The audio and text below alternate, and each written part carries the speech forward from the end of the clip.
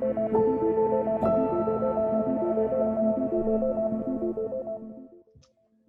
welcome everybody.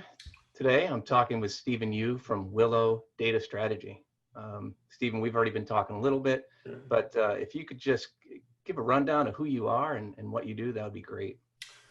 Yes, I've been in this data and analytics industry for about 35 years, and now I'm an independent consultant. So I work as a part-time chief data officer or chief analytics officer for the folks who really don't need a full-time chief analytics officer, which could be very expensive.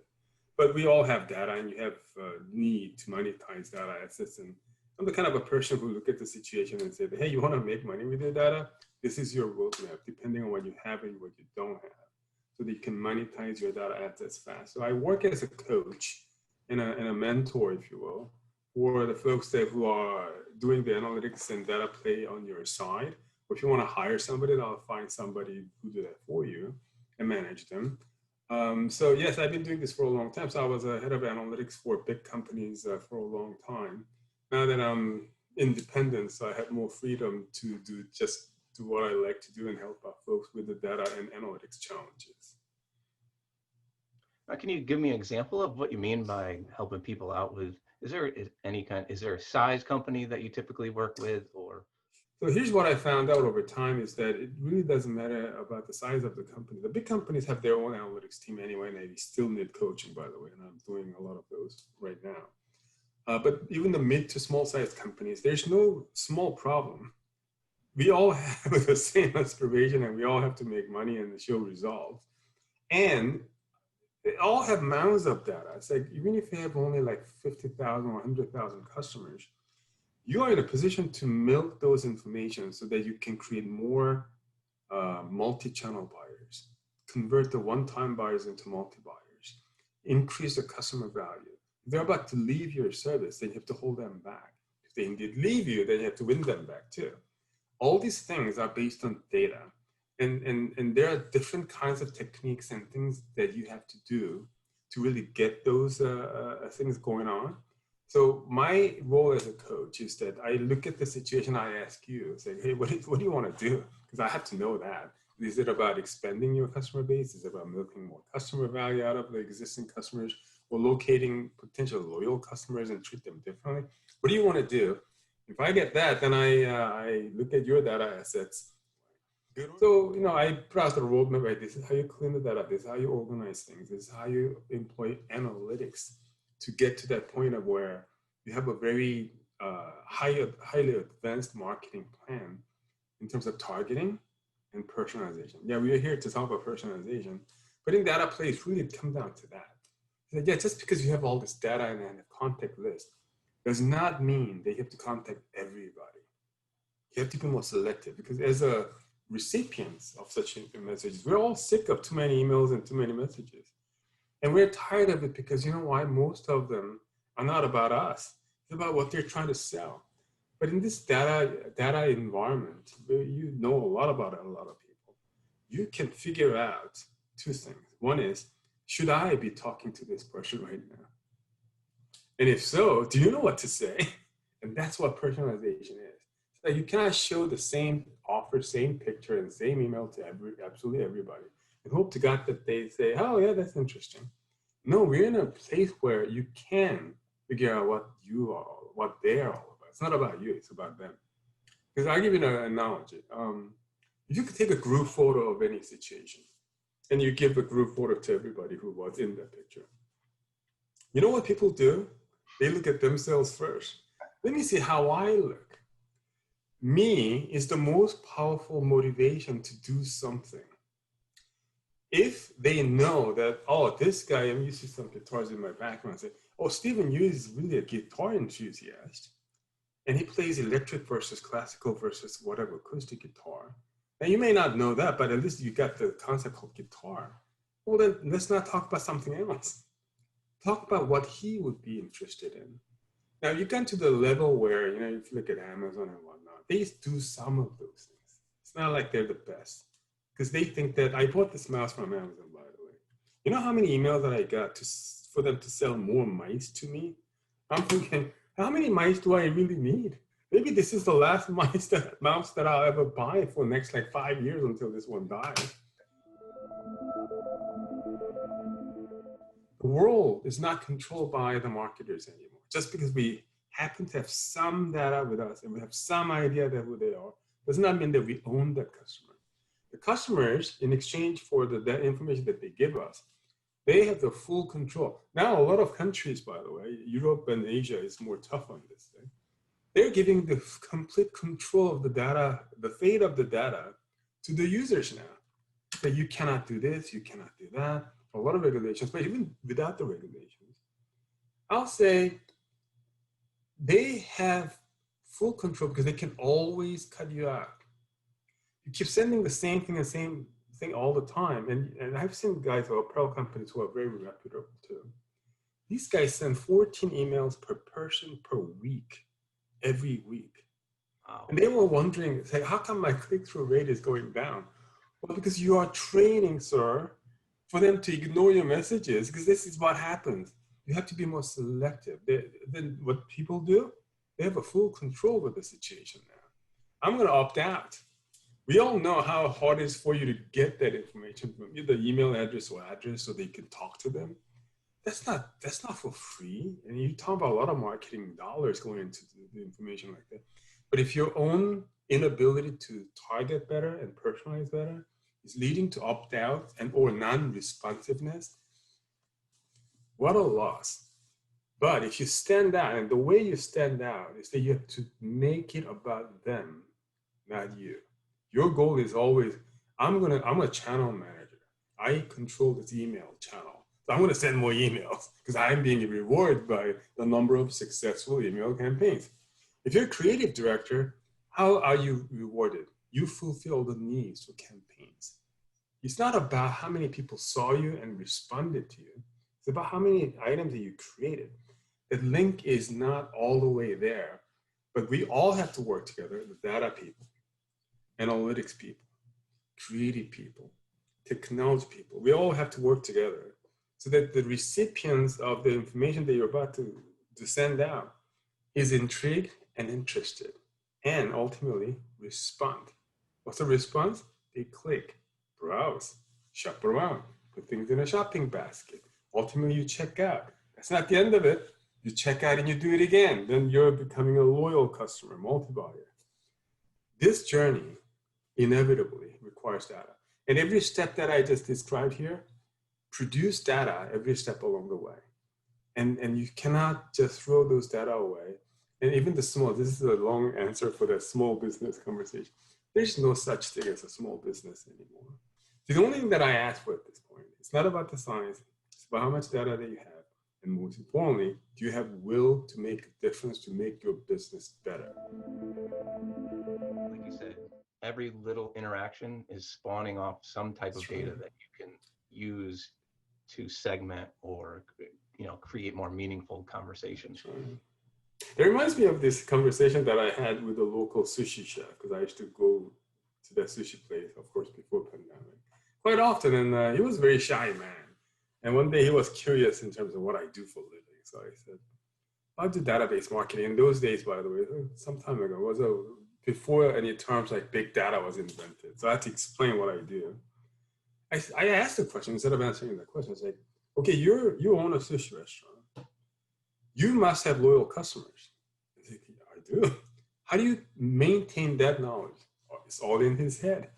You know that, hey, that man does not like too much wasabi. This guy doesn't like certain type of fish, or she doesn't like shellfish. He knows those things. But I said, you do that, right? So you customize your service based on what you know about that person. So what I told the sushi man was this. Imagine that you could do these things for millions of people through the database. You start with the knowledge that somebody's into something. Then you react to that knowledge. And of course, the knowledge on a computer is not as friendly as what you're in the head. Like, it's not as straightforward as, yeah, that guy doesn't like too much wasabi. It's not like that. So that's where the analytics comes in. You have to analyze it. I don't know for sure, but this guy looks like a wine enthusiast. How sure are you? Just like weather report. I'm about 70% sure that he's a wine enthusiast.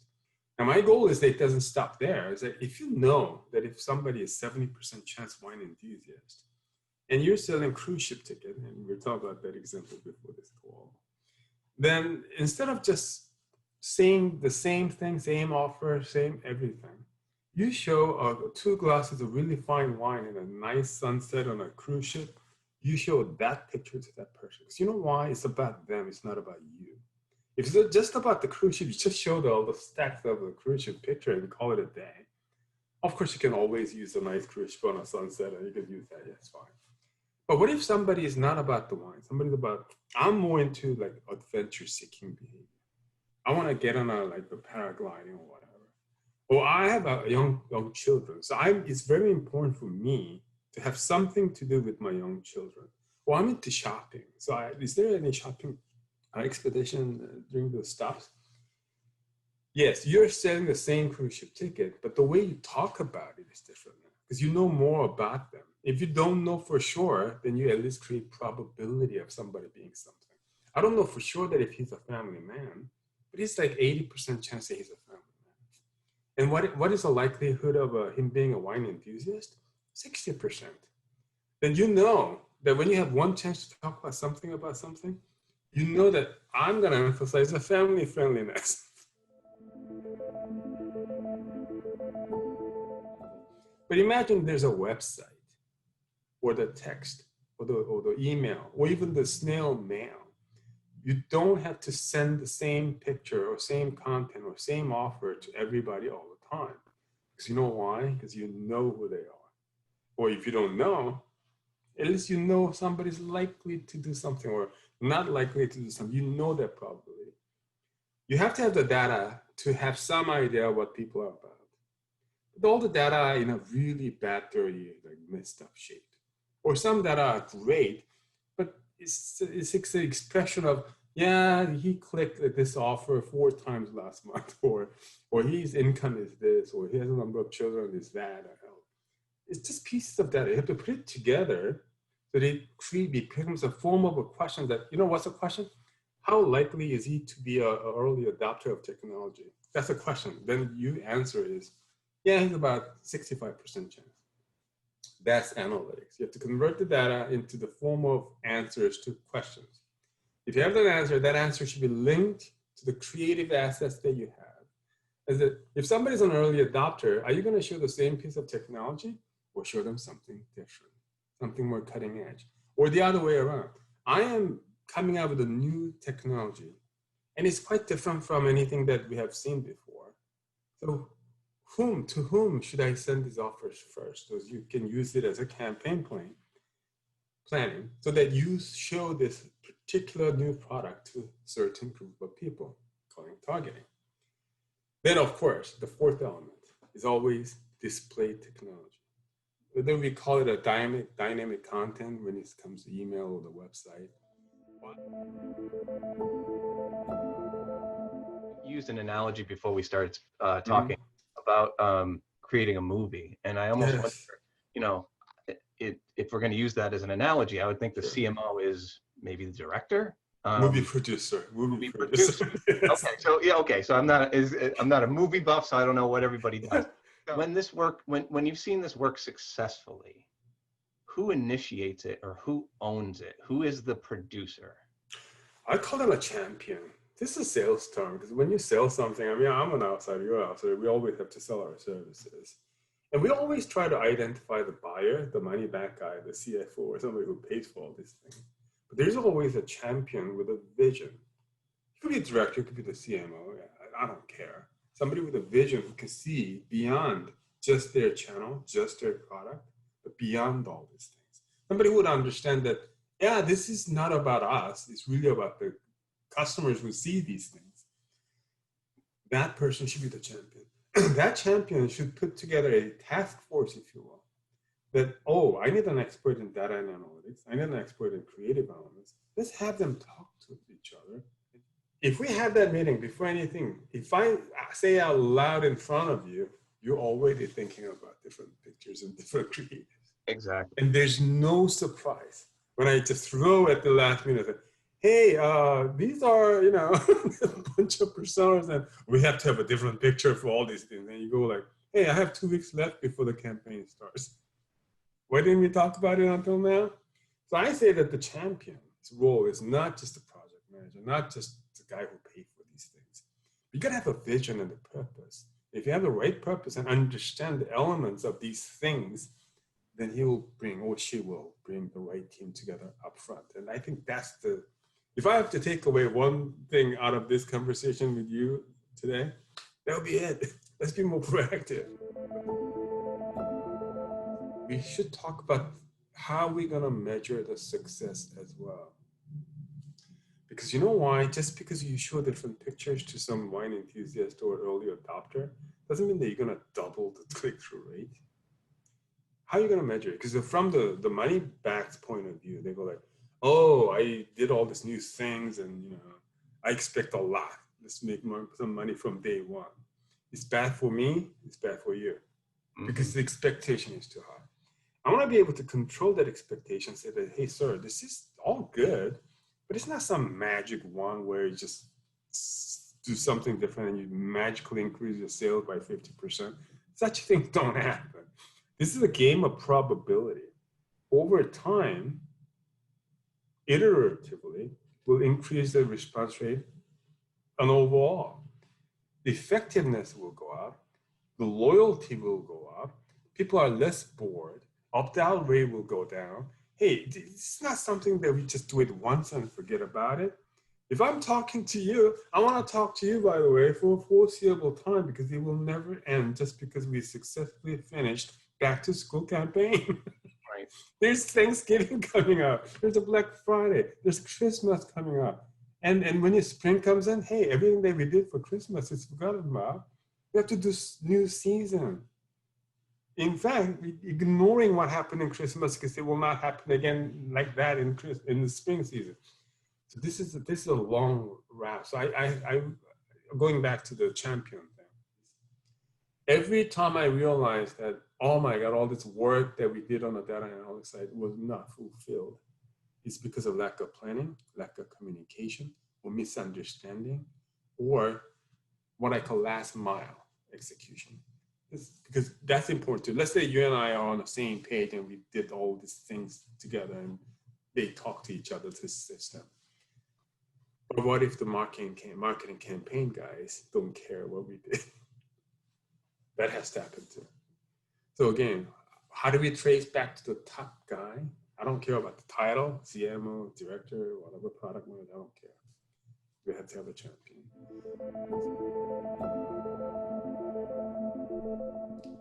Well, thank you for today. I really appreciate it. Yeah, I mean, I enjoyed this conversation. I hope that we could get to do it again. Maybe next time, if there's next time, we'll talk more something specific about what are the big challenges. And for example, we talked about possibly how do you set up the personal menu?